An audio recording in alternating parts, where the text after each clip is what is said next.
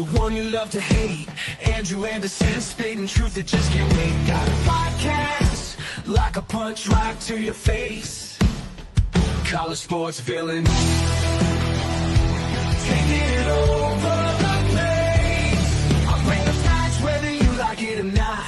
Dropping truth bombs, giving it all I got. They call me a villain.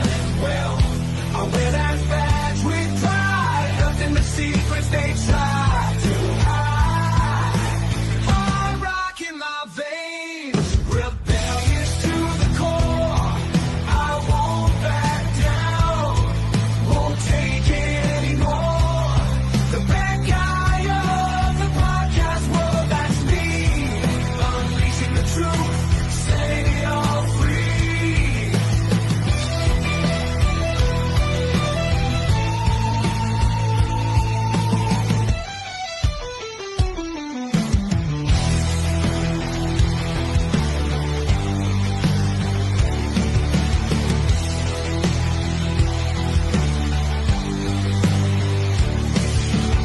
Unleashing the truth.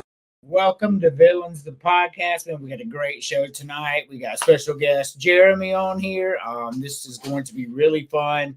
We're going to recap last week a little bit. We're going to do some predictions for next week. By all means, let's get started. Let's start bringing on our guest host.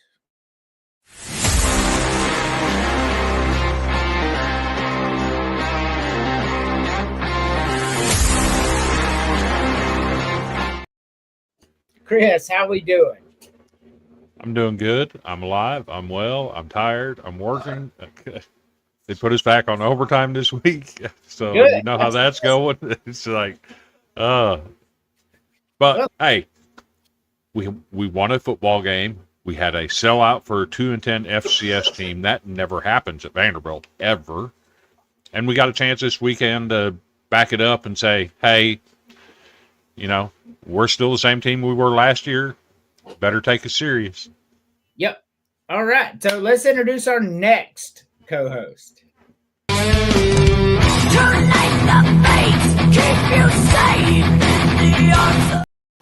Hold on. That is not right.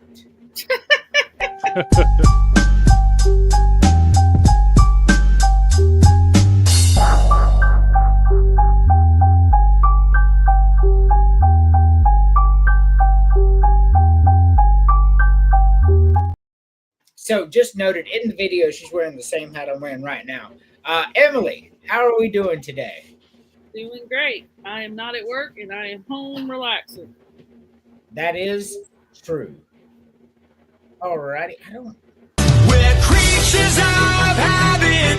We can't live without it. We don't have to answer to anyone. We're chasing the rabbit like creatures of habit, and no one else knows where we're coming from. And nothing. All righty. Terry, how we doing? I'm doing real good. I think this is the first time I've actually been on the same time as Emily. Yeah, for sure. So I'm sorry to hit start show. All right. So we also got special guests. Go ahead and hop back in. I'm until James comes in, I'm done with the videos until I get to the video segment I showed you earlier. All right, so we're gonna wait for our special guest. Welcome, Jeremy. What's going on? What's going on? Oh, He man. can hear us. For now. All right. So what we're gonna do, we're gonna jump right in. James, when he gets on, he's got to eat real quick. We'll bring him on. So let's just start with the obvious. All right. We have football back. Week 1 is over. We learned a lot in week 1. LSU and Clemson, we learned that Clemson's defense was broken in the second half. They got wore down, so there's a depth issue at Clemson is what we learned. Ohio State and Texas, we learned both. Offenses are not prolific, or either both defenses are super elite. We learned that Tennessee may be better than we thought they were. Even in the game of that caliber, they really showed flashes of brilliance in that game. We learned Vanderbilt beat an FCS team. That doesn't really help. We learned that Florida State humbled Alabama. And we learned that, sorry, honey, and we learned that Utah is really good again. Those are my takeaways from this weekend. Or UCLA is really, really bad. Let's just go ahead and say it's both. UCLA's that bad. I don't think they're by any means going to be better than 7-5, but I mean, I think they're bowl eligible team. I said that was going to be their max. That was my prediction. What Utah did on the road was impressive. I mean, they went and dismantled UCLA to the core.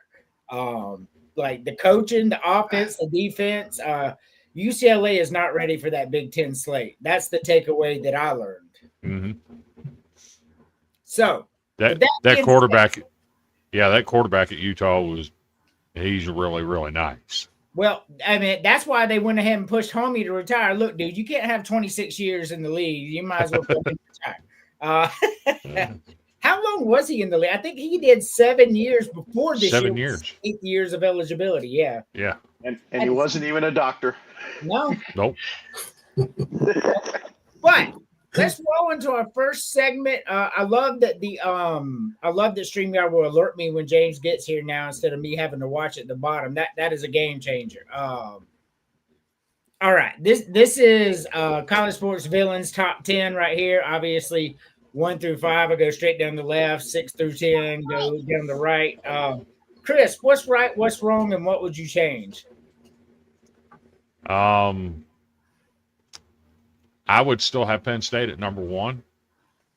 They didn't show me any reason they should have been dropped in the poll. Yes, Ohio State beat Texas, but their offense really didn't look that good. Georgia looked very, very nice. So right now I would have it Penn State, Georgia, Ohio State. Top 3 essentially the same, just in different orders. Texas, man, it's hard to get a read on them because they went on the road, 102,000, and only lost by 7. Right, but it's hard to get a read. Was their defense that good to hold Ohio State to 14? Was their offense that bad they couldn't move the ball at all? It's just so hard because Ohio State's defense is that good. It's hard to get a read on what that game really was until we see more. LSU absolutely blew my mind this weekend. I had no faith that they were going to come out and look like that. Oregon, man, they got speed for days, but as we saw with Dante Moore, is he going to be capable of beating the Ohio States and the Penn States? I'm not sure he is. South Carolina, hats off to those guys. So the thing with Virginia Tech is they scored 11 points a game last year. They supposedly revamped their offensive line. It didn't look like it. Their offense still can't score, and I think South Carolina's defense had a lot to do with that. At no point did I think South Carolina was in trouble in that game, even in the first half when they struggled to move the ball. But I think that had more to do with South Carolina having some new pieces in there. I don't think it was indicative of Virginia Tech being that good. But that second half, my God. Hey, when Faison dropped that dead leg and went to the end zone, I started having nightmares. Ban the dead leg. It worked. It did. I mean, he dead-legged that thing and cut that corner, and he was gone. I was like, oh, my God, I can't handle that. But they looked really, really good. Miami, they look fantastic. That might be Notre Dame's best defense to date. Carson Beck picked apart that secondary all night long. He had his way with them. They're scary good. And now we get to Clemson. Time to have some fun.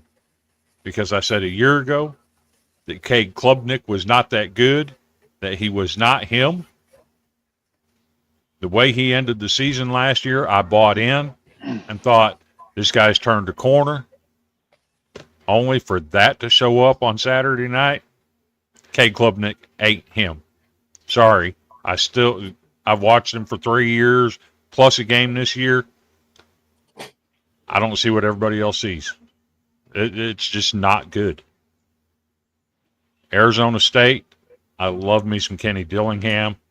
The way he designs his offensive plays is immaculate. I think Arizona State's a force to be reckoned with in the Big 12.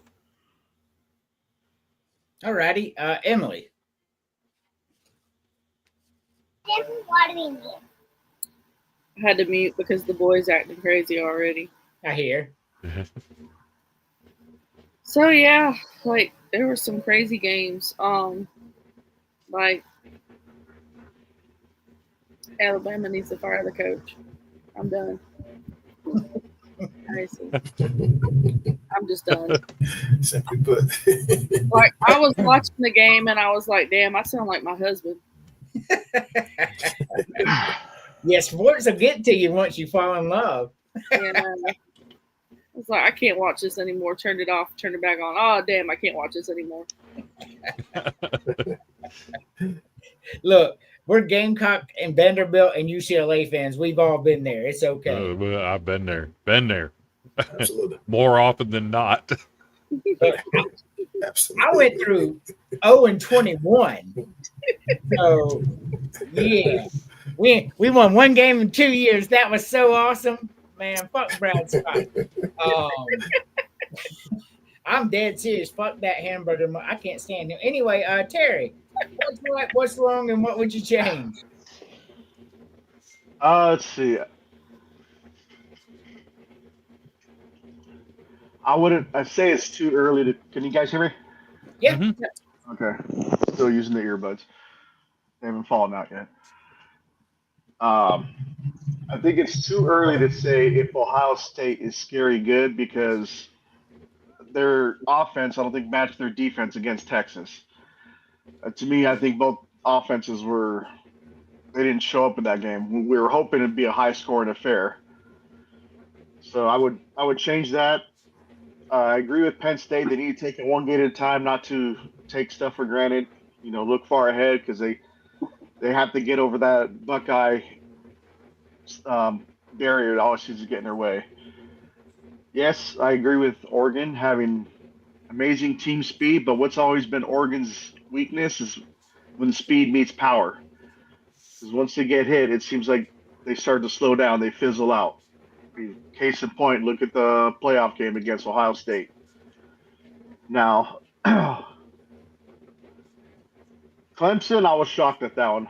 I was actually picking them to win. Now, I wasn't saying Klubernick was going to be Heisman winner, but I think they were going to be better than what they were the year prior. But, whether they would lose for a while, I don't know. Because, the way I was watching Miami play against Notre Dame, I see they could be a big threat, and who knows, maybe even Florida State could surprise them. All righty. Jeremy. All right. Well, as far as Ohio State is concerned, I do agree with Terry. It's kind of too soon to say that they're scary good. They did look pretty decent against Texas, but I think it was more so Arch. Arch didn't look good at all. He really didn't look good at all, and everybody's been giving him all the preseason hype, and saying he's going to go top of the draft and he's going to win the Heisman and he's the best athlete they've seen since X and X amount of years. But he came out pretty much laid an egg. Now, Ohio State do have some good defensive pieces on that defense. However, the jury's kind of still out. The QB, he did enough to get through, that game, but they didn't look extremely impressive. So the jury is kind of still out on whether they're going to be a scary good team at this point. Um, so I need to see them against some tougher competition to see if they're really legit again this year. As far as Georgia, they pretty much manhandled Marshall, but that was to be expected. I mean, they're Georgia at the end of the day. Georgia's going to do what Georgia does at the end of the day. So they went out and they pretty much, as you got it right there, they took care of business. So all in all, I would probably have Georgia as the number 3 team behind Penn State. Penn State looked very impressive against Nevada, and with them having that dual threat at running back and having some pretty decent receivers this year, man, to be able to catch the ball. Tyler Warren is gone, and the wide receivers they brought in are actually better than the ones that they had last year. They're more productive if you look at the numbers. So I'd say Penn State could be a pretty dangerous team this year, and so I would probably have them at number 2 and have Georgia at number 3. As I stated with Texas, man, Texas did not look impressive. Arch has a lot of growing to do at the QB position. I think if he doesn't grow up soon, it's going to be a long season for Texas. It's going to be a long season. LSU. I called this one on the last time that I was on the show. Pretty much saying that LSU's, don't be surprised if LSU actually pulls out with the win. Reason being, and I stated that as far as with Clemson, I was worried about the O-line and I was worried about that running game. And my fear was that coming up against a good defense, which LSU does have some good defensive pieces, okay? They got both of their linebackers back this year. They got their safety and a couple other good guys on the defense, but it was enough to be able to apply pressure on Cade Klubnik at the end of the day. And my fear was that without an adequate running game, that it was going to cause Clemson to become one-dimensional. Okay, and that's exactly what happened. They didn't have an adequate running game outside of them scoring that one goal line touchdown with their running back, who they switched from receiver to play running back. So exactly what I said was going to happen actually happened. They became one-dimensional. LSU pressured them, and Cade Klubnik does not play well under pressure. And you can trust and believe if pressure is applied, he's going to turn the ball over. And that's exactly what happened. Through an interception, LSU came out with the win. Okay. Oregon is Oregon. At the end of the day, it's always team speed. They have good team speed every year. Oregon is going to do what Oregon does at the end of the day. But I'm worried about some of the later competition they have to play. So that's going to be interesting once they, get a little later in the season there and they, have to come up against some tougher competition. I'm interested in seeing how they fare going up against some tougher teams. But as of right now, Oregon, they're legit where they are right now. So we're going to wait to see what the season holds for them. South Carolina, have to give big ups to South Carolina because South Carolina walked into what could have been a trap game against Virginia Tech, with them having so many new pieces on that team. They have so many transfer guys. They have new coordinators. South Carolina walked into that competition pretty much blindfolded. They didn't know what they were walking into. And even Coach Beamer said they were trying to figure out what Virginia Tech was going to throw at them, during the game. So they pretty much didn't have anything to go off of going up against Virginia Tech. So they went out there and, there's some things they have to work on. I'll give them that. There's a couple things they have to work on, but at the end of the day, they did what they needed to do to get the job done. Okay. Miami, I will say Miami looked very impressive. The new pieces that they have on their team, they could definitely make some noise in the ACC this year.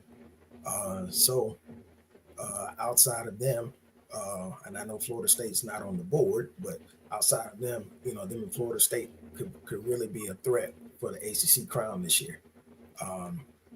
So if they keep their foot on the gas, man, Clemson better be worried at the end of the day. And, man, the ACC really opened up after I'm telling you. We'll get to that. Yeah, I'm telling you, they really have some competition this year. And as far as Arizona State, really impressed with what they're doing.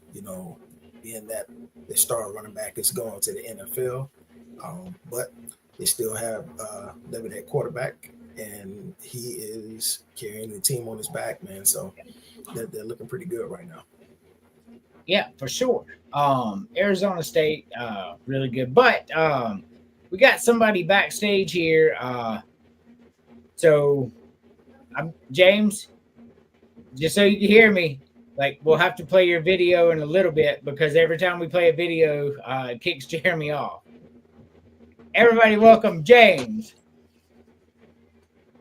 What's going on, y'all? What's going on? Well, we're going to play some videos in a minute, but he'll be Damn, back. dude. We're going to do it quite yet. What's that, Chris? When did you hire Tom Coughlin to come on here? Right? Dude looks just like him. I'm like, no way that's Tom Coughlin. Yeah, you do kind of favor. Hey, put me on a sideline and I will straight up be screaming on said sideline like Tom Coughlin. James, good to have you, brother. So good to be here, man. Good to be here. As you know, we had like I've been talking to, Jason Brown, he's a former Gamecock quarterback. He's going to be on the show here soon too. And so I'm talking to him on there because he played quarterback at both South Carolina and Virginia Tech. And he was very advocate about he was pulling for South Carolina. That was his school.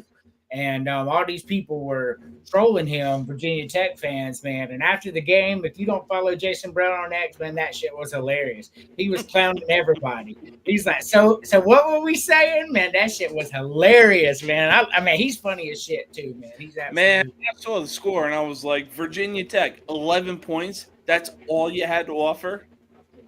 Well, I mean, what happened was, so what I saw in the game is South Carolina's defense rattled Virginia Tech's quarterback and running back to the point to where the running back didn't want to get hit and the quarterback didn't want to throw the ball. Like it was a nasty, nasty defensive performance. South Carolina confused them, hitting them all day long, in their face. I mean, they were literally holding Dylan Stewart on every play, so they just quit calling it. They just quit calling holding and stop. I mean, this guy was other side, Jerry, but I got you. And everybody was talking shit about Faison's debut, but I mean, 5.8 yards per carry. I mean, on a new team, you don't know the SEC, you don't know the offensive line, you getting 5.8 yards a carry. That's pretty fucking impressive. And I mean, like Virginia Tech's not a scrub team you're out there playing either. Like they're a real deal team. So that was really cool for me. Well, here's the thing. No disrespect. I mean, Virginia Tech might as well be a scrub team because the only thing that they have going for them is their Enter Sandman entrance, and that's about it. So that's fun. We're gonna find out Saturday, but we're gonna get there. We are going to get there. Jeremy, before we go to the next panel, sum up a quick summary of what you saw in this game. I will say I have to give credit to South Carolina's defense, man. South Carolina defense, they answered a lot of questions. There were a lot of media experts and analysts. They were really concerned about what South Carolina what their defense had to offer, being that they lost so many guys to the draft and whatnot. So they came out and they definitely answered some questions, mainly at the linebacker spot, which was where a lot of the concern was. The defensive linemen, they looked pretty good as well. They were able to get pressure Yeah. On the QB consistently. That was another concern of a lot of media analysts. So they were able to come out and answer those questions, man, and check those boxes. That they still have some talent on the team that can actually get the job done. And just to name a standout, Fred Johnson is going to be a heck of a linebacker, man.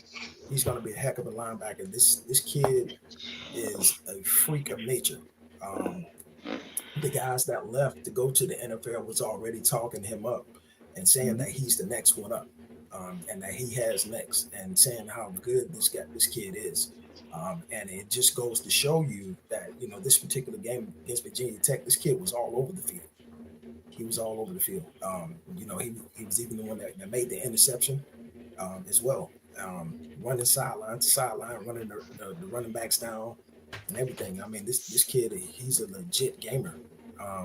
So I definitely look forward to what he has, to bring, as the season goes forward. But couple different things, to worry about that they could work on. The DBs, working on getting their head around, because those receivers from Virginia Tech made, some catches, man. And, but I do say, a lot of that probably goes back to the game planning. They didn't really have anything to go off of with all these new players that Virginia Tech has. They didn't know what they were walking into. So to say that they still kept them out of the end zone, I would say, that deserves high praise. That deserves high praise. The fact that they were able to hold them to only 11 points was really good. So defense answered questions and checked the boxes that a lot of people had. Nick Harbor stepped up, answered the questions and checked the boxes that a lot of people were worried about. Whether he was going to take that jump, whether he was going to take that leap this year. He came out and showed that he's able to, and that he's taken a step forward. He's learned how to catch the ball. He did have a drop early in the game that was pretty much uncharacteristic. But I say, a lot of that goes back to probably just little minor mistakes of him learning the position. Something just as simple as looking the ball in. He had the ball in his hands, but instead of looking the ball all the way in, he turned his head too fast and tried to worry about getting upfield. But he had the touchdown catch earlier in the game that was called back. Crazy rule. They need to scratch it because if you get complete down in the end zone, if the ball is past the players goal line, it should be so, Nick Harbor looked great. Makari Swain, punt return. Amazing job. I still don't wonder. I'm still wondering why they didn't use this kid last year at punt return, because they knew this kid was already a legit threat with punt returning, as well as playing the DB position. The kid is a pure athlete, and he played return, in high school and everything. So they already knew this kid was a return threat. So I'm wondering why they didn't use him last year, because people they used last year at punt return, nobody really did anything, So to have a legit threat now at punt return makes the South Carolina team just that much more dangerous. And we can't say enough about Lenore Sellers, man. Lenore Sellers is doing what Lenore Sellers does. I saw a video of one of the defensive linemen, I think number 13. He was on I guess he has his own podcast, and he was on his podcast saying, this guy Lenore Sellers is strong as heck, man. He was like, look, I'm gonna give credit where it's due. He was like, any other QB, I would have sacked on this play. He had the picture of him trying to sack Lenore's, and Lenore's literally threw him off and turned around and took off out of there. But he was saying, I got up and tried to chase the guy. He fast as heck too. And so he was like, but he wants to give credit, where it's due. Lenore Sellers is doing what Lenore Sellers does, man, and he gives a lot of credit to South Carolina's team. They could be very dangerous this year, man. They could be very dangerous. It's wet. Yeah, for sure. So we're gonna play some videos now. This is the portion we're gonna play a couple clips. So if you want to hop out, And then when we're done, hop back in. All right, so let's check out some highlights from the game real quick, and then we're gonna play our FAFO, which y'all are gonna love this. I'm telling Daddy, like, I'm done. Like, you can't just be. And we're gonna play our FAFO, which y'all are gonna love this. All right, so that was the long touchdown to Nicholas Harbor. Not surprising with Shane Beamer's lineage on special teams, playing and coaching for his dad. This is a really good kick, though. Swain on the return. Gets free. Swain to midfield. Breaks a tackle. Stays in bounds. Bakari Swain. Spin cycle. Touchdown. That's the return he's talking about. That's as beautiful as it gets, right? That is, you can't get more perfect. So something. Oh, go ahead. Something stood out to me in that punt return, right? Because there were 2 or 3 spots right there where a South Carolina player was coming up on somebody from Virginia Tech, and had they kept going, they would have got a block in the back. But I noticed what they did was they stopped and spun into them and hit them with their back instead of plowing into them. That's attention to detail. Somebody on that coaching staff has worked with those guys to get them away from plowing into somebody and to use that little spin move to combat that a little bit. So I don't know if you noticed that, but that's something I saw. I saw it 2 or 3 times on that return. That was a good return. James, what were you going to say? So I will say this. I think the punt returner went to Devin Hester University because that is easily something that Devin Hester would have given us back in his Miami days and his Chicago Bear days. For sure. He look. By the way, Devin Hester Jr. plays for Furman University. I didn't know if y'all knew that. He was clocked in at the second fastest time this week behind Nicholas Harbor. That's crazy right there. The two also, Terry, are you really wearing a bullshit ass golden purple LA Kings hat right now? I mean, look what you're wearing, so I don't feel so bad. I thought he was wearing that fake ass Crown Royal shit. Yeah, like the NASCAR stuff. No, Crown Royal, as in that's what I thought it was. Crown Royal car that I collect. All right, FAFO, and then we're done playing videos. Baby, one more time.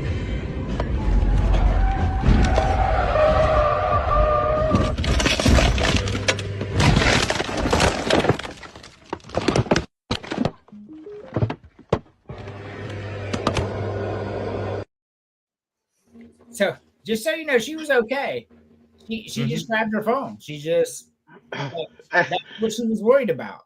I give her credit. She had enough situational awareness to grab her phone while she's dangling. She did. All right. All right. So we're back. Now we're our very next segment here. We're gonna skip commercials today until the very end, which we will play our normal commercial. Chris, I want you. This is mine, obviously, so I don't need to speak on the subject. Chris, give me your upset of the week. Of this coming week? Yes. Team, that never happens in Vanderbilt. South Florida goes into Gainesville and takes down the Gators. Ooh, that's a tall task, but that's a good one to call out. I think it'll be a good game. James.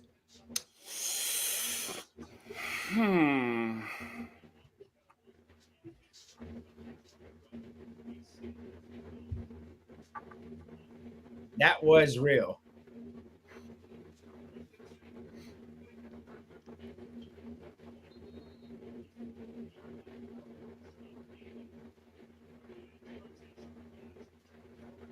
You got one, Terry? I was imitating James, but I think my upset is Iowa over Iowa State. All right. James, Iowa over Iowa State, Terry says. Sorry, I'm looking at the schedule right now and trying to. Okay. Just Jeremy, do you have one while James is going through it? He's an NFL guy, so he's got to pick it out real quick. I did not cover with them before the thing like I did y'all. Okay. Give me Kansas over Mizzou.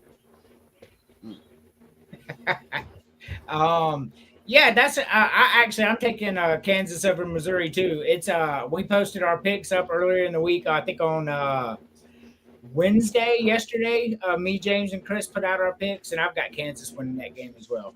So I got to address James a little bit because I'm pretty sure if you roll back the tape from Villains last week and from the Golden Broom last week, you can hear me unquestionably say I'm going to pick Alabama, but don't be surprised if FSU wins that game.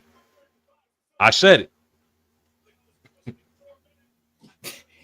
James is messing with you, Chris. Don't take it so personally. Also another thing to add to that, I said last time I was on the show too. I said, don't be surprised if some of these teams come out that were highly ranked and that were getting a lot of preseason hype that had new quarterbacks. I said, don't be surprised if some of these teams actually look like trash because we don't know what these new QBs are going to look like.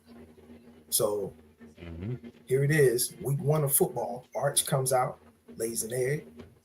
Alabama quarterback comes out, lays an egg. You know what I'm saying? So that's why I say we can't, people can't give so much hype to somebody who they haven't seen play yet. Arch got a lot of preseason hype because of what Arch did last season and the little bit of time that he did get to play.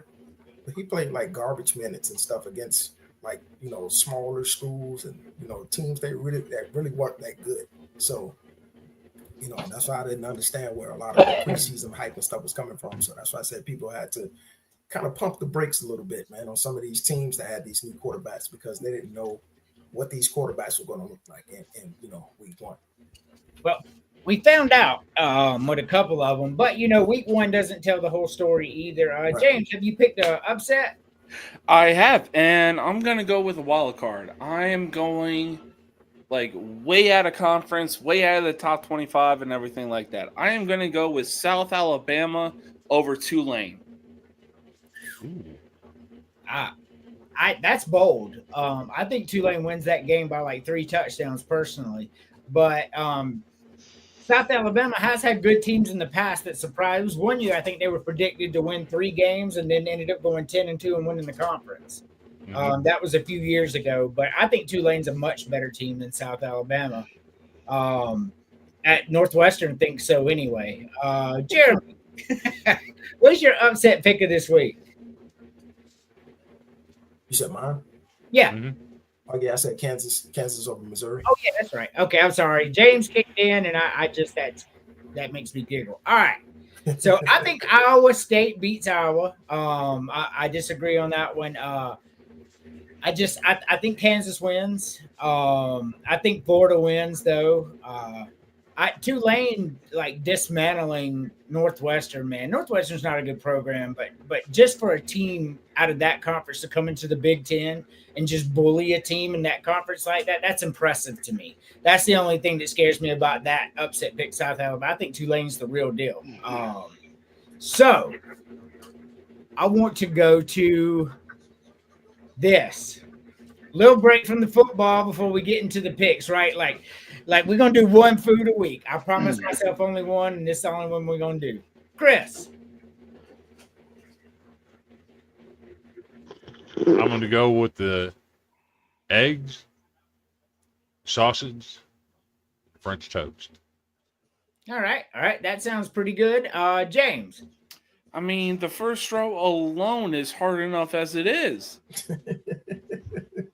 Because I want bacon with my eggs, if I'm being honest. That's not how the game goes. Yeah, unfortunately, that's not how it goes. But if I had to pick one for the first row, I'll go with eggs. Second row, I'll go with hash browns. And then third row, I'll go with ham. Alrighty. It's hard to go wrong with this, really. I absolutely love breakfast. Emily, and you're on mute. Okay. One per row. AC, just hold on a minute. Stubborn.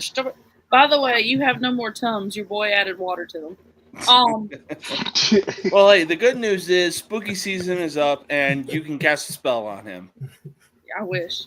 So I would go pancakes, hash browns, French toast. Wait, I am not playing with you. Okay. But like if I went by the thing with what it says with the $6, I would just get all French toast. Yeah, for sure.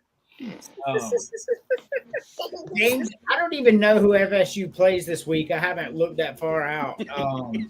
I think it was some little team. I think this is one of their out of conference games as well. But I don't know. I'd have to see who it is. I'll pull it up while Terry does his picks right here. Give me eggs, waffle, and ham. Eggs, waffle, and ham. All right. Jeremy. Oh man, I'm a pancake guy, but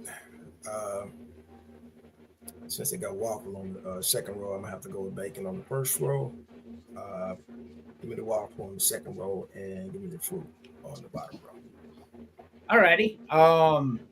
So James, Florida State plays East Texas A&M. We're not going to be picking that game. I think we all pick Florida State to win this battle of the giants. All right. I mean, we already know how that game's going to turn up. Yeah, it's going to get ugly and quick. Florida State's got a bad taste in their mouth from last year, and they finna take it out on East Texas A&M. All right. What's interesting about that is Castellanos is going to play about 3 quarters, and then in the fourth quarter, as the athlete, he's going to be eating fruit just like Jeremy, as the athlete is eating fruit.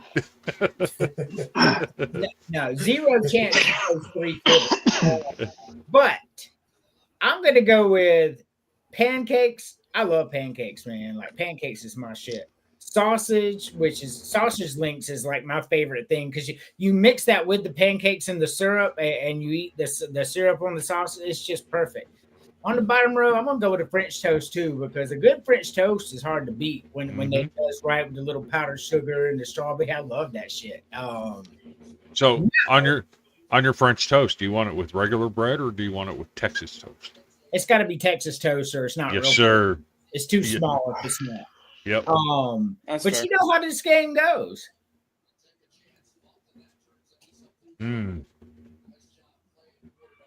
God, what if you like all 3 of them?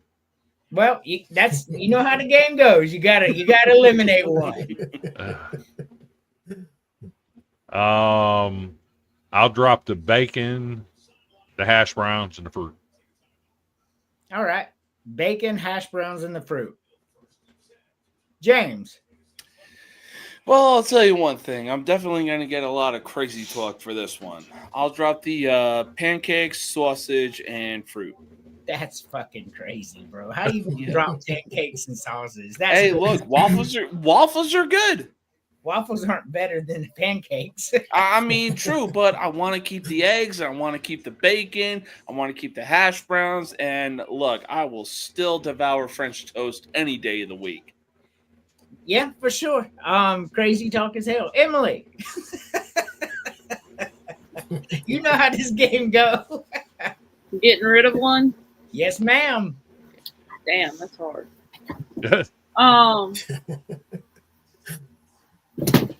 I guess I would have to, the first one, get rid of the bacon, then get rid of the sausage, and then get rid of the ham. Getting rid of the sausage? Okay. Yeah, all right. Terry.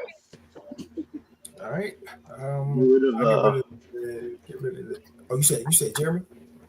No, Terry. Rid of Terry. all the meat candy is crazy work, though. I'd get rid of the bacon, hash browns, and fruit. Bacon, hash browns, and fruit. All right. Jeremy. All right. Give me the eggs, the sausage, and the ham. Knocked over my stool. Alrighty. All right. So for me, and I want to point out a lot of y'all gave me a lot of shit for always eliminating bacon, but a lot of y'all eliminated bacon this time. So Fair. get rid of the bacon for sure because eggs are delicious, and then I'm getting rid of the hash browns. Sausage and waffle are better than hash browns, and then I'm getting rid of that weird ass looking ham spam shit at the bottom, bro. I'm keeping fruit. And I'm keeping French toast. I like ham, like a Christmas ham, not whatever that is. So Andrew, I know you and Emily travel a lot. I got to experience something in the hotel this weekend in Chattanooga that I've never seen before. So most hotels, right, they have the waffle maker. Yeah. Well, this hotel had 2 waffle makers. One of them was a full-size waffle, and the other one was 4 little individual waffles. I mean, they were about 2 inches in diameter. Man, I had to cook 2 batches of them. I couldn't eat just one batch. I had to have 2 batches of them because them little individual ones they were the cake. 3 eggs, grits, and wheat toast. Hey, look, I love grits. All right, so before we do our next one here, we're gonna be doing some picks here. Does anybody here not eat grits? And if you don't, like, explain to me why, because that shit's delicious. James, why don't you eat grits? Because he's a damn Yankee. That part. Plus, I've never had them. I don't eat that shit either. Oh, It's good. like- I'm it's not like- alone. It's like chunky yogurt. But she's had it though. No, it is not like chunky yogurt. That is nasty, wrong, and ridiculous. And I will hear no more of it. It's like fish eggs mixed with yogurt. How's that? That's wrong and ridiculous. I just told him stale sperm. Never I was trying to be PG. No, if you've never had shrimp and grits, you ain't living, because that shit is delicious. Andouille sausage, boiled shrimp. But hey, James, by all means, eat your gallon of yogurt, bro. Hey, babe, I bought you some yogurt. Hey, man, I'll tell you what. Like, I'll go for shrimp and grits or sausages and grits and everything like that. Like, I'll give it a chance, but just it's more so that like I haven't had grits on their own that I'm just like, well, you know what? I'm kind of gonna veer away from that. You know, You gotta put some butter in them. I put butter, black pepper, and Tabasco. I could do that, but So- I prefer butter and maybe like some chunk cheddar in there until it melts. And some yogurt. So there's so many different ways to eat grits and to fancy them up a little bit. Have any of you ever tried sweet grits? Putting a little bit of sugar in them. That's disgusting. Actually, it's not. You I was live. gonna say I actually saw that in basic training, and you'd be surprised. It's it makes it just like cream of wheat oatmeal. So first of all, Jeremy, are you eating sugar in your grits? Southern guy, man. We only do butter and salt and stuff like that. That's what Hey, cheese, look. baby. It's a Southern thing, Chris. We don't put sugar in grits, bro. That's I'm a just full saying pot. that's one of the ways you can eat it. I mean, you could eat it with anything. You could eat it with broccoli Yeah. if you want, but it doesn't make it good. I mean, it makes it just like cream of wheat oatmeal. I gotta- love oatmeal, but not cream of wheat. That shit nasty. I gotta. You don't like clarify- cream of wheat? What's that, Terry? I said I gotta clarify for James. He said he saw them doing grits like that at the chow hall. Those weren't grits at the chow hall. Let's get that straight right now. You're probably right. That's probably asbestos and water. Hey, that's just for y'all. Well, the Army chow halls. I was Air Force. It's a little bit like that. I'm guessing James will be back in a second. So I kind of, if he's not back, I'll read his as we go too, because I have all his picks here as well. we're going to go and pick some of the big games of this week. Michigan at Oklahoma. Chris. I'm not big on John Mateer, but I'm also not big on Bryce Underwood. Playing at Oklahoma at night, it's not LSU, it's not South Carolina, it's not Virginia Tech, but Oklahoma at night is pretty challenging for a lot of teams. And I just don't know if Underwood can handle the environment, so I have to lean Oklahoma on that one. All righty. Well, I'll share James's pick since he's not here. James has actually picked the underdog Michigan to come into Oklahoma and win this game. Don't worry, I'm here. I got a surprise for Chris. Oh, okay. Well, go ahead.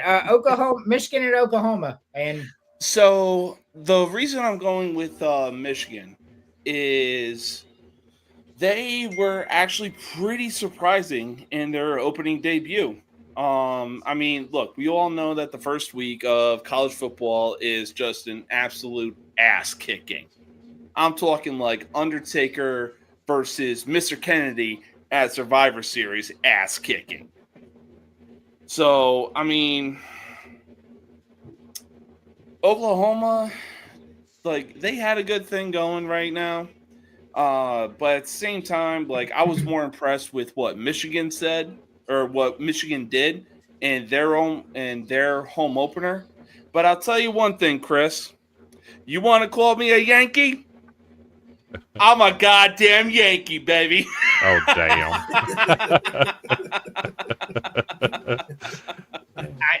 Yeah, baseball is dead to me for this year.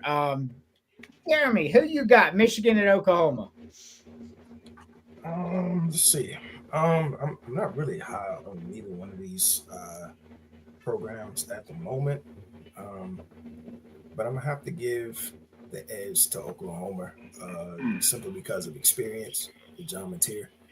Even though he's playing in the SEC now, I have to give that experience edge to him, and I have to believe that his experience is going to allow them to pull out a slight victory over Michigan. I don't think this game is going to be high scoring, so I'll probably give Oklahoma the edge, maybe by a touchdown. All right. That's about what I have as well. Oklahoma by 7. Terry. I'm going to go with Michigan here, but it's going to be within. It's either going to be a 3 or 4 point game. All righty.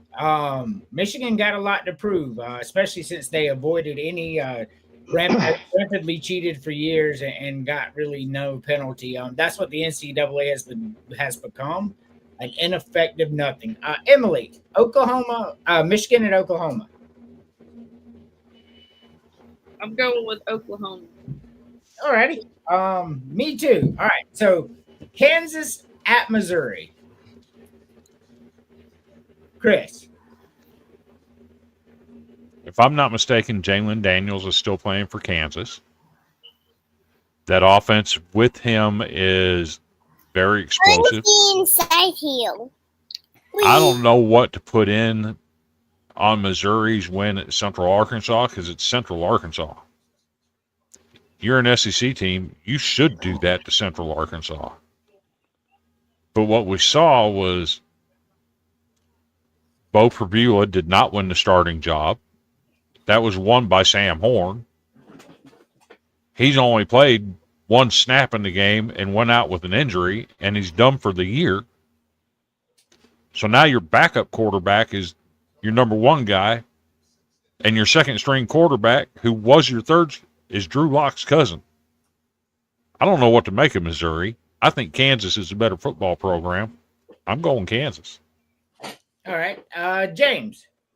Yeah, no, I mean, don't get me wrong. I was definitely impressed with what Missouri put on against Central Arkansas, but let's not get it twisted. The only famous person that actually came out of Central Arkansas was Scottie Pippen, and that's about it. So I really don't see any reason why Kansas shouldn't win this game. All Alrighty. I agree. By the way, I don't know if I told y'all my pick or not, but I think Kansas wins this game. Jeremy.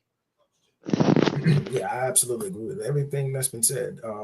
Kansas can be a pretty dangerous team, man. With Daniels at quarterback, Highshaw at running back could be pretty dangerous as well. I don't really see Missouri having the firepower to actually go toe to toe with Kansas. As far as the defense, the jury is still out on that. Being that they just faced Central Arkansas. So,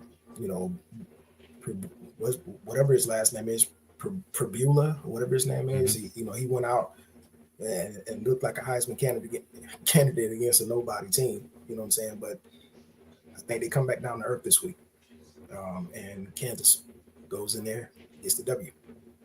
Alrighty, Terry. I'm gonna go against the grain here. I'm picking Missouri to win. Also another close game, but to kind of revive that border war rivalry back in the Big 12 days. I think it's gonna be a sloppy game, but I think Missouri's size, kind of like what I was saying earlier with Oregon speed. I think Missouri's size is kind of slow down, not by much, but so yeah, I think Missouri is gonna pull off the win here at home. Alrighty, Emily. Kansas at Missouri. I honestly don't know which one's going to come out.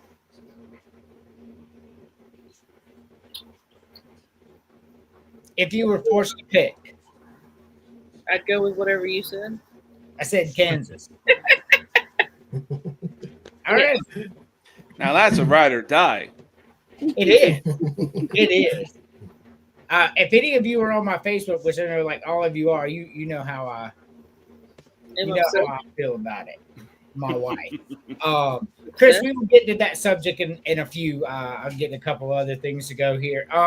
So now we're going to do, and Jeremy, I apologize in advance for this. Now we're going to do Vanderbilt at Virginia Tech. Chris.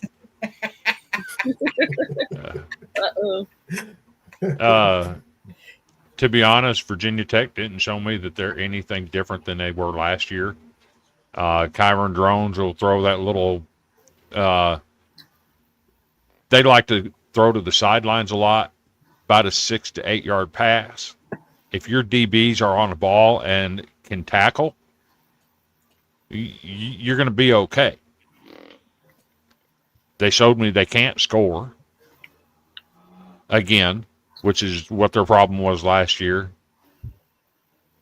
I think Vanderbilt goes in there. I think they withstand the Enter Sandman, because Enter Sandman is something at the beginning of the game. If you don't get caught up into it and you keep your focus on making your plays on the field, you're going to be just fine. Interesting stat. Virginia Tech over the last 10 years is only, notice I said only, 36 and 28 at home. So it's not the big home field advantage everybody thinks it is. I think Vanderbilt gets the win on the road.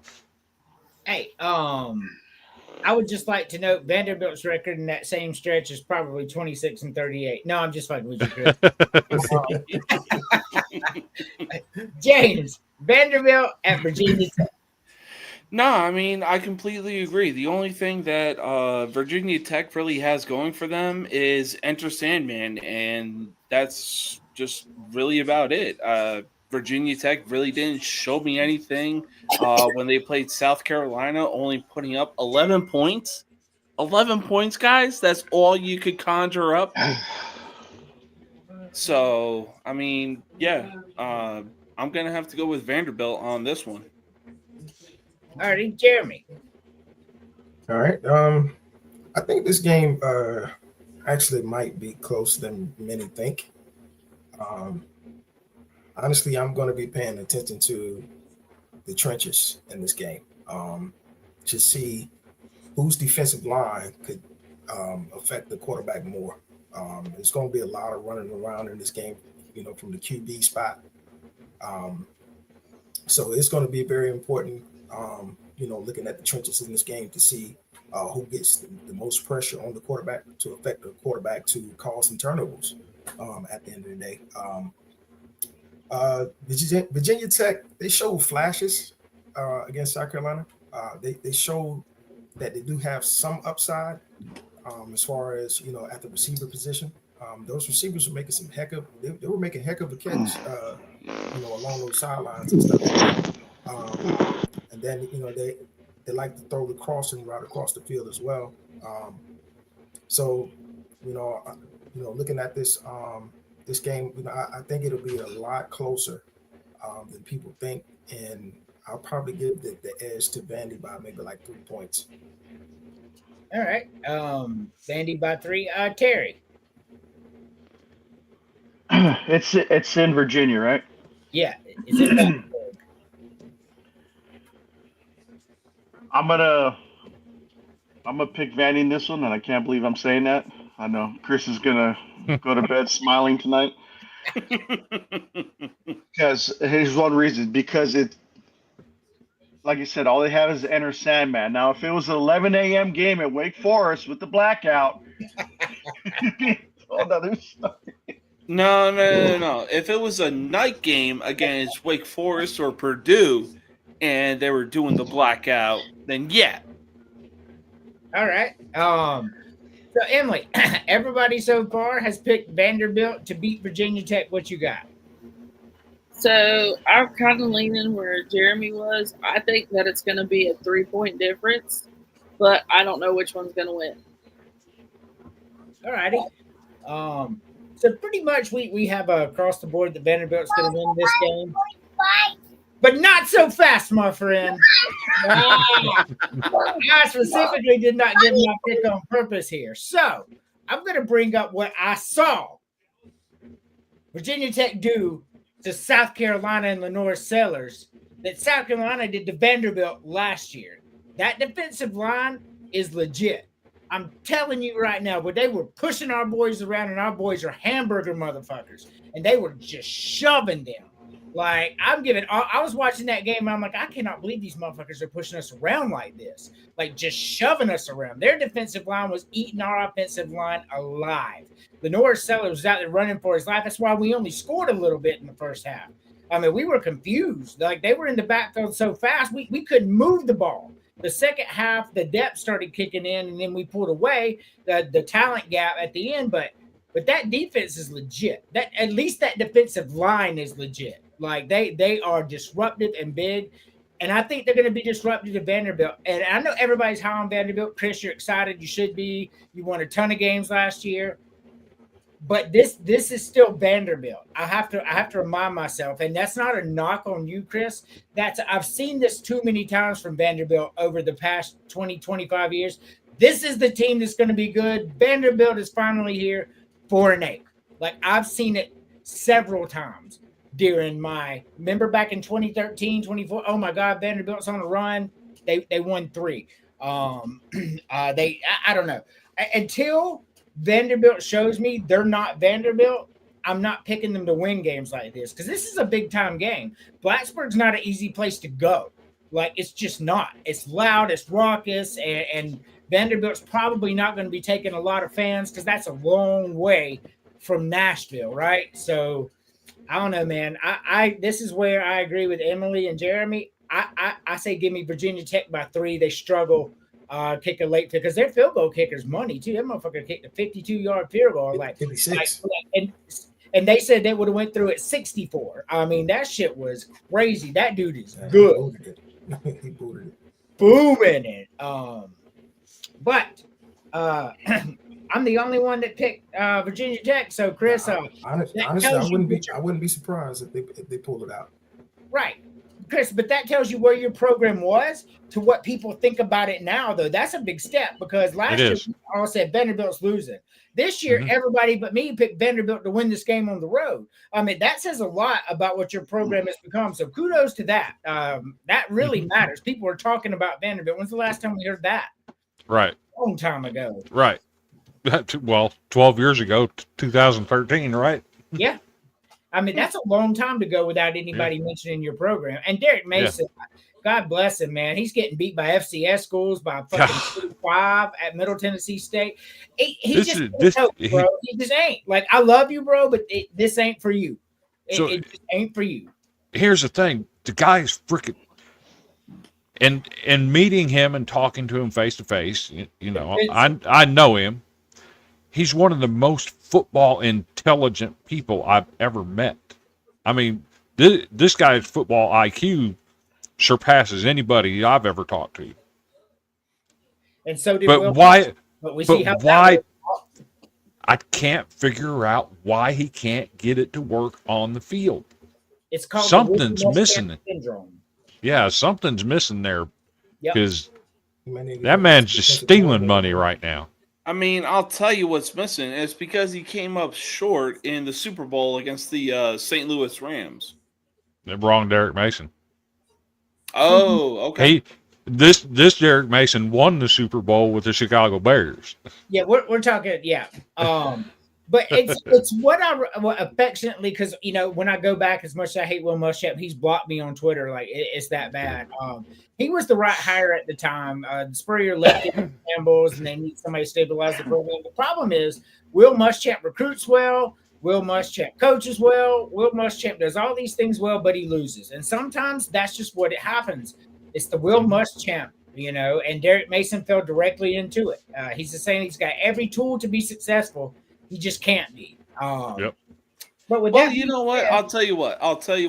I'm going to make a hockey reference. There's a player by the name of Corey Perry, and he has been in the last 5 Stanley Cups on the losing end of things. That's the only thing that I can actually think of. God, I can't wait for hockey season. I know that was a jab at me. Hey, didn't Jock Peterson win like 4 World Series in a row? Like every team he jumped to, they won. No, that was Will Smith, the pitcher, Will Smith. He went to 4 different teams in 4 years. No, you're thinking of the catcher, Will Smith. No, I think it was the pitcher. Right? It was the pitcher because he won it with the Braves. We didn't have him. We didn't have a catcher named Will Smith. No. It was definitely the catcher. I'll have to look that up because the catcher definitely did not play for the Braves. So Jock Peterson won it with a couple too, I think, if I'm not mistaken. I think it was all the Giants, wasn't it? I just like that dude. I just do. We are them motherfuckers, and then immediately signs a contract with San Francisco. Yeah, you gotta love him. All right. So Oklahoma State at Oregon. Oregon is a huge favorite in this game. This one should not be hard to pick. It's not hard to pick. It's not hard to pick. As long as Oklahoma State's coach has got a mullet, Oregon's going to beat that ass. So everybody agrees that Oregon's going to smoke Oklahoma State? All right, so I got one for you because I want to do this one instead of that one. Duke at Illinois. Illinois at Duke. Chris. I'm very high on Luke Altmaier. I'm very high on Illinois and what they brought, but they brought back just as much offensively and defensively as Penn State did. Luke Altmaier goes in there and beats the Blue Devils. Hands down, better team. I'm thinking 7 to 10 points. Okay, James. Illinois at Duke. Illinois is ranked number 11.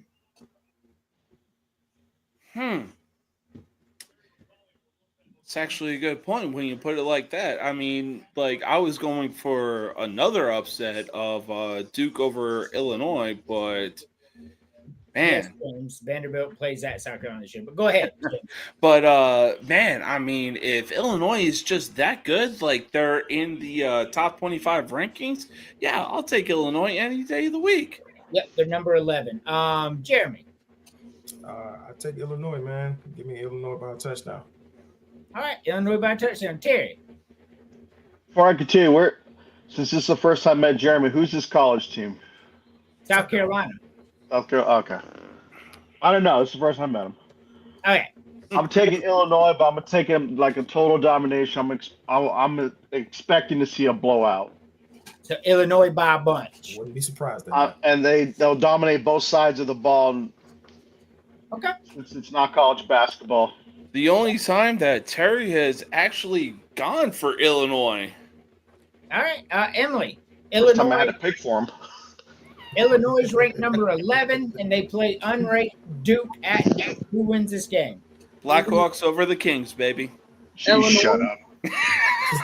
You got Illinois. Okay. All right. So everybody picked Illinois, and Illinois big. Not so fast, my friend. This is where the Illinois train derails. Let me tell you. I'm looking in this game, and I'm looking at what Illinois brings, and I look at what Duke did last year. They won 9 games. This is true. They lost 2 games by the referee screwing them over. Like, they showed this whole thing on ESPN, how these fake calls. So they could have been an 11-win team last year. So I'm thinking, well, that's pretty impressive. What they bring back? Did pretty decent in the portal, but this is Illinois, right? So you go to look at Vegas. Vegas has Illinois as a 2-point favorite in this game, and the entire money line's on Duke. And I'm just looking and I'm like, man, Vegas ain't goading people to pick Illinois when they're going to pick Illinois anyway. Something is wrong. Vegas is never wrong. Give me Duke for the upset here. Something's brewing there. Like, Illinois should be at least an 8.5-point favorite in this game.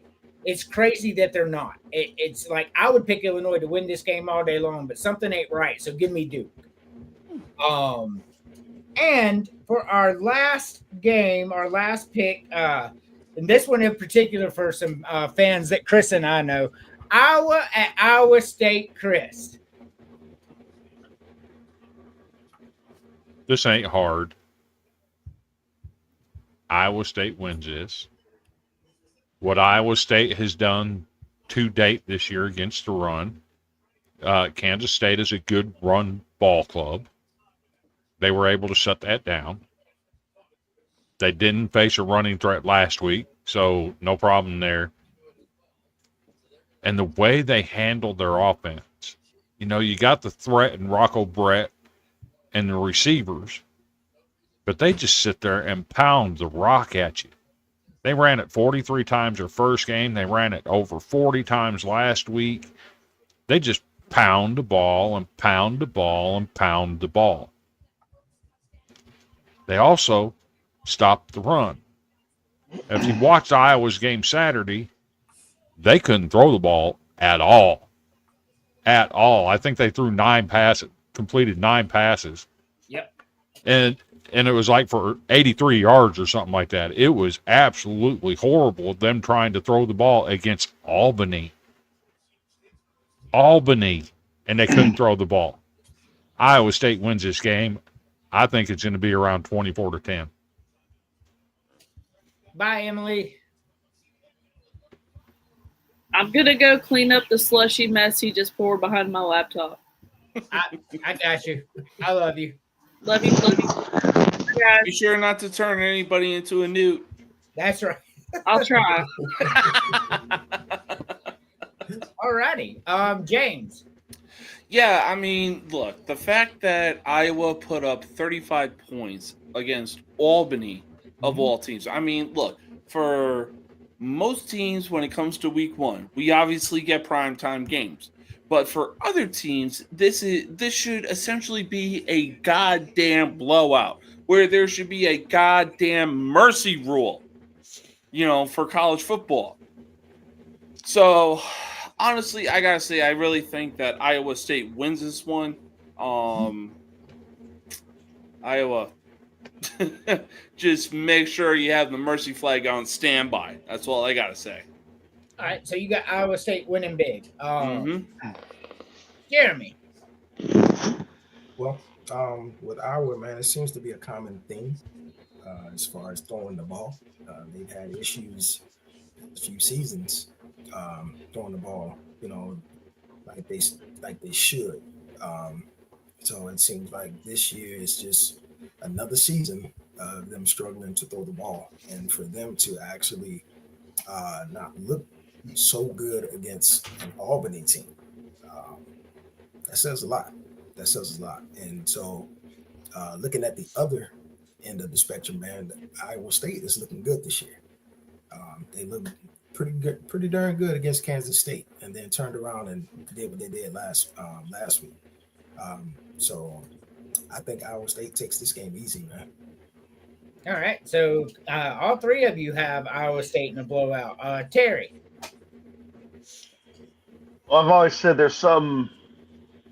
anything can happen, especially in rivalry games. And as I already mentioned earlier, I mean, it's probably going to be a sloppy game. But I could see a key turnover being caused by Iowa to maybe turn around and give just a little bit of spark, a little bit of momentum just to pull off the upset this year against Iowa State. So give me Iowa with the crazy talk upset. All right. So for me, the problem for Iowa is you have to throw a forward pass against Iowa State. You don't have a choice. Their front four can beat Iowa's offensive line. So if you're going to be resorted to running the ball and you cannot throw it, and they put 7 men in the box, it's a wrap. You not scored. So they're going to have to get inventive. And the problem is Gronkowski, he's not ready for that. And it showed he couldn't move the ball on Albany, and they weren't trying to hide stuff. They were trying legit to get the ball, and Albany's defensive backs were beating them there. That's a problem. That's a real problem. They're not going to just be able to pound the rock and not throw the ball against Iowa State. It's not going to happen. That front four is too big, too fast. I got Iowa State really big in this game too. But here's the problem. If Iowa wins this game, Iowa shows that they can play, and then it's going to be a really good season for Iowa. Problem is they're not, and it's going to be a really bad season for Iowa. I don't even know if they make a bowl game if they lose this game with that schedule that they have to play out, because it is brutal. Did you say Gradkowski? Gronkowski. Gronowski. Oh, I thought you said Gradkowski, like the old player from the mid 2000s. I'm like, well, give me Iowa State if he's coaching Iowa. Sucked as a QB. So Gronowski was the quarterback at South Dakota State that won the national championship 2 years ago and finished second to North Dakota State last year. And I just don't think he's a FCS quarterback. He's great at the FCS level, but not the FBS level. Well, he's got a lot to prove, and he really couldn't prove it against Albany, and that's what scares me. I don't think Iowa wins this game. I'll be perfectly honest with you. Let's put it this way. The schedule that Iowa has to go through is essentially the same schedule that the Giants got to go through. So, yeah. I mean, it's going to be. And while we're talking about Iowa State, I just wanted to throw this out here that whoever does the scheduling for Iowa State and Kansas State, both of those guys should lose their jobs.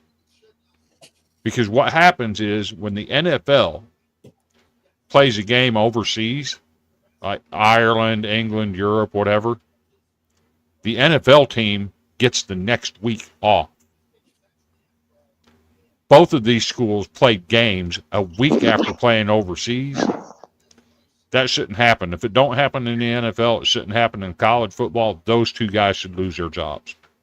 Well, these things happen. So before we go to our last discussion, I want to just point this out. If Iowa loses this game, right? All right, so then they got UMass, which is a win. UMass got absolutely embarrassed. Rutgers is not a guaranteed win. Schiano got them boys believing up in Jersey. And then you got Indiana.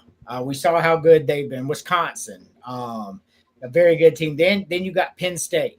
Then you got Minnesota. Then you got Oregon. And then you got to travel to USC. And then you got Michigan State, who's all of a sudden good. Then you got Nebraska. That's a brutal schedule for an Iowa team. Like that, That's just nasty. So big news. The transfer portal is no more in the spring.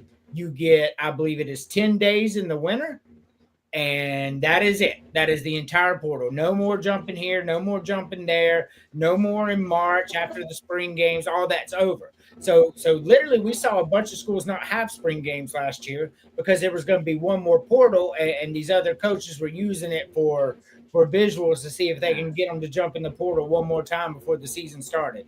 So the NCAA put a stop to that. You got a 10-day window in December. I think it's the right call. Long overdue. What do you think, Chris?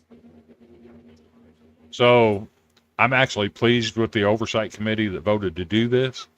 Now it moves to the administrative committee. If they don't pass this, they're going to piss off a lot of people.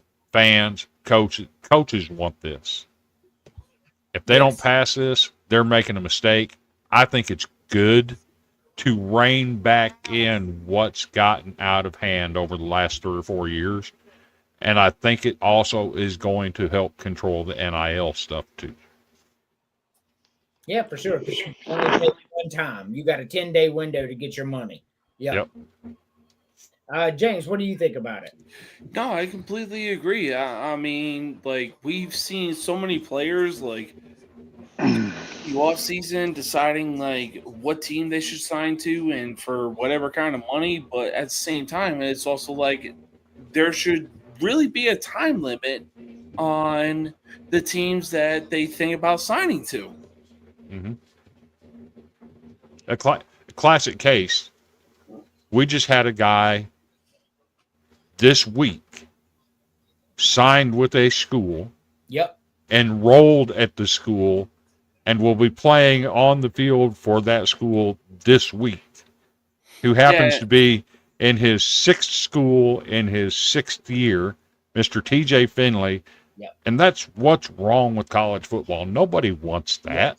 Nobody wants that. Hey, I will say this. Imagine what Johnny Manziel would have done in the transfer portal. Oh, crazy. Dude would have been a fucking billionaire. Yeah, dude would be at Ohio State because they're forking out the most money. And if they could have got him in the portal, they would have paid him. Oh yeah. Johnny Manziel would have been at Ohio Texas State. Tech. Or Texas Tech, for sure. Mm-hmm. Texas Tech, very dangerous team this year. $20 million roster. They out there busting people up. I mean, did you and I know the competition wasn't up to stuff, but did you just see how fucking fast they were? Man, I tuned into that game and I was like, this gonna be good. I got them winning the Big 12 as of right now, to be honest with you. And I don't think it's gonna be close. I don't think it's gonna be close. The talent on that team, they paid it, they wanted it, they got it. And Texas Tech I think Texas Tech, we're gonna see them in the playoffs. I really do. Wish it could have been that. Horse. It definitely might be a dark horse. Oh yeah, it's definitely something to keep an eye on for real. So go ahead, Chris. So let me ask you this. The Charles Huff over at Southern Miss made some statements this week about Mississippi State. Obviously, Mississippi State is a much better football team than what they have been the last 2 years. But he kind of threw him under the bus when he said, they spent $15 million in the transfer portal to fix their offensive and defensive lines. Do you think coaches should be taking shots like that?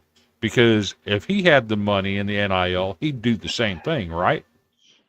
So why are you going to throw somebody else under the bus for getting their team right?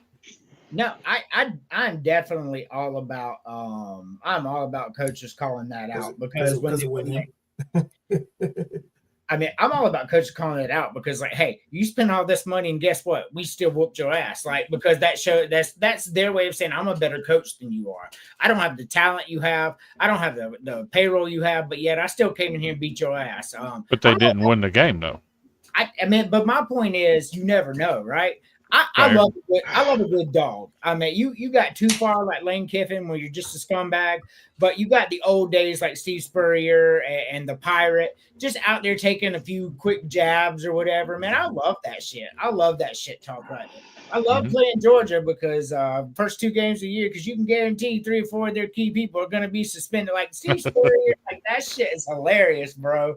But it's true.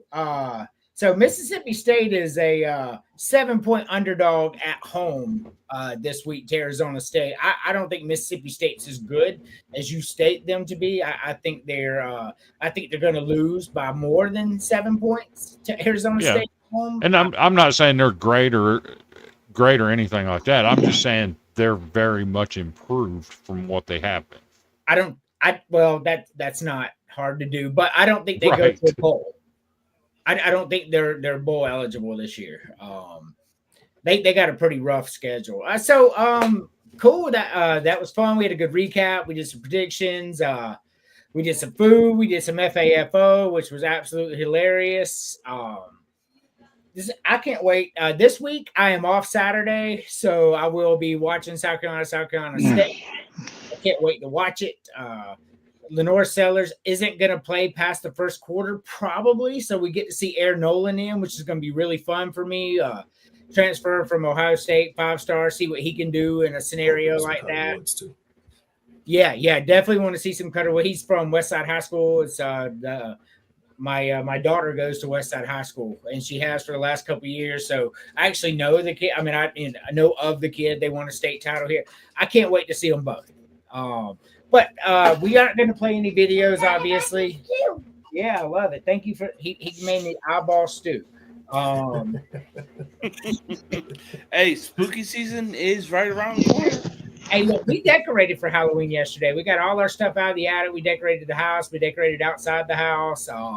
My wife's a big Halloween person, and I like to decorate. And I like, I like some Halloween too. You know what I'm saying? I got a pumpkin tattoo and some other stuff. But Chris, final thoughts. So, final thoughts for me. God, what it meant to me to see the environment that was on Saturday night in Nashville. I've missed that. That's 12 years. The first sellout at Vanderbilt in 12 years that did not include the University of Tennessee. I gotta send some flowers out to our athletic director, Candace Story Lee, and our chancellor, Chancellor Dearmeyer, for seeing a vision, investing in that vision, and then seeing it come to fruition like that. But that's not my focus here. Football's back. If you like football, there's a game worth watching this weekend. 2 playoff teams from the FCS from last year, Tennessee State and North Dakota State. Big showdown in Nashville this weekend. That's going to be an epic game to see. I want to know who's going to get the leg up early in FCS. That's where it's going to be. Another one, South Dakota State travels out west to take on another playoff team from last year, Montana State. Football's back. Let's see some of these teams that don't get the publication the SEC, the Big Ten, the ACC get. Enjoy some FCS football because that's 2 games that are going to be worth watching. I have a question for Chris, actually. What would it take for a school to go from FCS, like North Dakota State and all that, to go to FBS? Like, what's the process with that? Because I had the idea of a couple shows ago, like it would be nice to see North Dakota State and Montana, or is it both North Dakota schools going to the Mountain West Conference?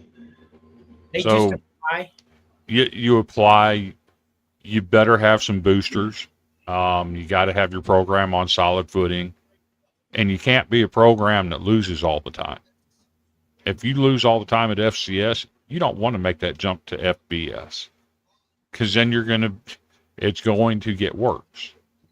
So you want to be a program on solid footing, have a little bit of money saved up, because it's going to cost you money in the long run, and have some boosters willing to fork out to help keep you afloat for a while.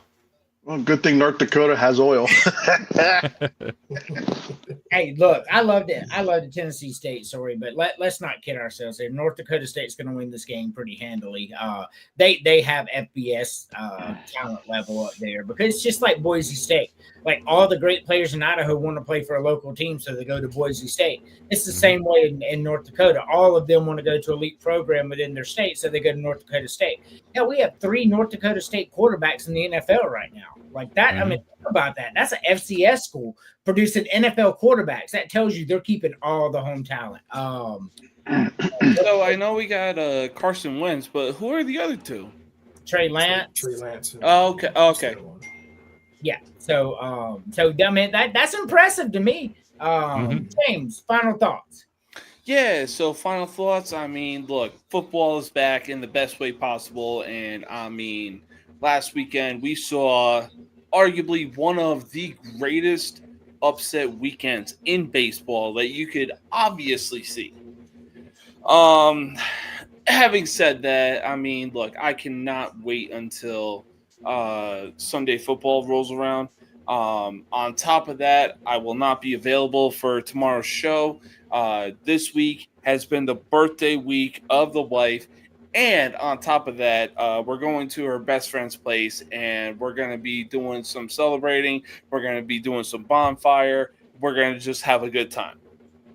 All right, yeah, sounds good, man. I'll probably run some level up nostalgia to make sure some content keeps pumping through. I'll do a couple hours of that with Final Fantasy, so you'll still get the views and all that, and I'll make sure it's shared up and everything. Hell yeah, bro! Level up nostalgia is where it's at, man. Like, are you still doing Assassin's Creed? No, I'm done with that. Since then, I've beaten Final Fantasy 1, and I'm almost at the very end of Final Fantasy 2. So it gets really good views. Like I'm not even talking on it. It's literally just the game playing. And like I'll look up, there'll be like 47 people watching me play a game with no sound. I mean, there's sound, but like no words or nothing. I'm like, shit, whatever. These people are bored as hell to watch me play this game, but hey, as long as it works, I don't care. I appreciate each and every one of y'all. Bro, I've seen the comments, and they're just like, "Oh, well, why are you playing a game if you're not going to provide any commentary? Well, why the fuck are you tuning in and providing a comment for that matter?" Yeah, for sure. Yeah. No, I don't need to be commenting on this. So there's a reason that I don't do live football games or play video games live on camera. There's a reason behind it. Hey, the game speaks for itself. Look, I be getting angry. And not like, especially like when the game glitches, nobody's fault, not the game's fault, not my fault, nobody's fault. That shit, like, I just like tears of anger will start. Anyway, Jeremy, final thoughts. Like the fellow said, man, football is back. I'm excited. The NFL kicked off tonight. 2 great games. Philadelphia and the Cowboys, and Kansas City and the Chargers, I think, are playing right now. So I'm about to go lock into those. I'm excited to see what this college football season brings, man. Shout out to my Gamecocks, go Gamecocks. By the season end, man, you know, I'm hoping to see my Gamecocks in the playoffs, man. Like I said earlier, they checked off the boxes that a lot of media analysts and correspondents, were pretty much concerned about. So now that those questions have been answered, now we can see what they can do for the rest of the season, man. So I'm excited to see what the season holds. And I'm excited to see who ends up in the playoffs, man. And hopefully my Gamecocks will be in there as well, fighting for a national championship this year. So, hey, go Gamecocks. Let's go. Exactly. Terry, I know you don't have as high hopes for your team, but yeah. Oh, I got a few things. Now that I'm just about 100%, it sucked. I was supposed to go to the Texas Tech home opener, but I felt like I was telling James, I felt like I got like 1,000 punches to the ribs by Mike Tyson, with all the coffee and everything. So I'm either hoping to go see them or go see Baylor. I'm trying to avoid the bigger cities. In regards to UCLA football, Jim Mora, if you're watching, by some miracle, I miss you. I want you back at UCLA. Leave UConn. You better find your quarterback. It's baby steps. Let's get a coach first. Besides football, hockey season's around the corner. As you can see there, this banner. That was supposed to be a Blackhawks one, but the Kings beat them in 7 games in Chicago. Fuck the Blackhawks, go Kings.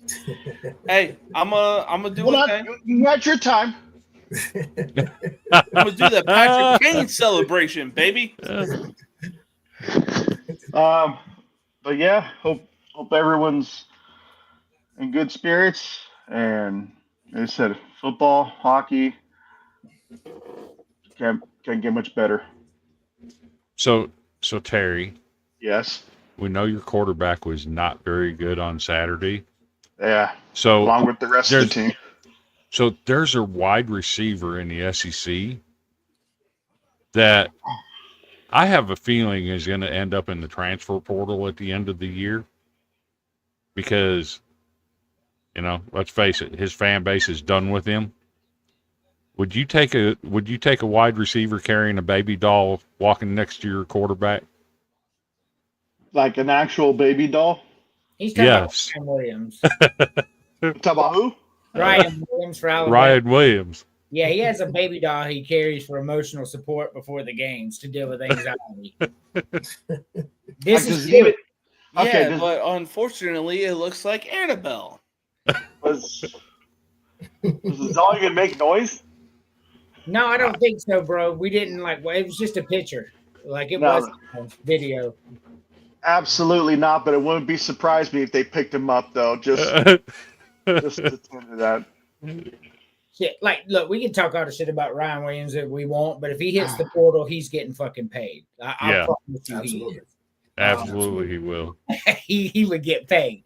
Nico, I want our transfer portal to be a bunch of fat linemen because these little skinny underweight ones we have are not doing it. To start there, we could deal with the quarterback situation later. You can have the best quarterback in the world, but if he can't get blocking for shit, he's nothing. Yeah, ask Virginia Tech because they got bullied Saturday. Straight bullied. As far as me, I want to thank y'all all for being here. It was a really fun time. Of course, we'll be back next week, Thursday. We'll recap some of the other games that come this week. Really excited about South Carolina. Gosh, I'm just like Jeremy. I'm hoping to see them in the playoffs for the first time. That'd be really cool. Lenore Sellers. I meant we don't really understand because I was a Shane Beamer doubter. I'll be the first to tell you but him bringing in Spencer Rattler, going from Spencer Rattler to Lenore Sellers and then to Cutter Woods. Shane Beamer's doing work up there, and to put where he is to where we were before he got there, we can't see that, Terry. Damn it. It's Jalen Hurts and Saquon Barkley. They're on my fantasy team. Oh yeah, for sure. It's 21-20 right now, but 24-20. 24-20. But I'm just excited. I'm excited for North Sellers. I'm excited for Nicholas Harbor. I'm excited for that defense. And let me go ahead and tell you, our secondary, did you see how fast them motherfuckers got to the ball every play? Geez, those motherfuckers were flying out there. Hats off. Just got to win 10, right? 10 and you're in the SEC or Big 12 or Big 10. So that's the magic. This year it's looking at maybe 9. It may be even 9 this year. But it's really cool. I'm looking forward to it. But as always, thank you all for being here. Same thing. My final thoughts are always the same thing. We're all here because of the Lord and Savior Jesus Christ. I've got nothing else to say, but that is the reason that we do everything and the reason that we're here. And as always, Matthew 24:13.